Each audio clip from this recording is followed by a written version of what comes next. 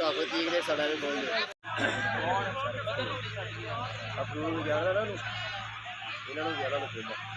ਇਹ ਸਾਡੇ ਕੋਲ ਤੇ ਕਾਗਜ਼ ਸਾਹਮਣੇ ਚੰਦ ਨੂੰ ਲੱਗੀ ਹੈ ਫਿਰ ਕੈਮਰਾ ਭੇਜਿਆ ਸੀ ਲੈ ਕੇ 2000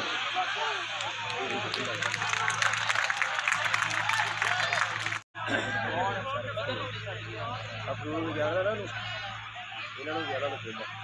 ਇਹ ਸਾਡੇ ਕੋਲ ਤੇ ਕਾਗਜ਼ ਸਾਹਮਣੇ ਚੰਦ ਨੂੰ ਲੱਗੀ ਹੈ ਫਿਰ ਕੈਮਰਾ ਭੇਜਿਆ ਸੀ ਲੈ ਕੇ 2000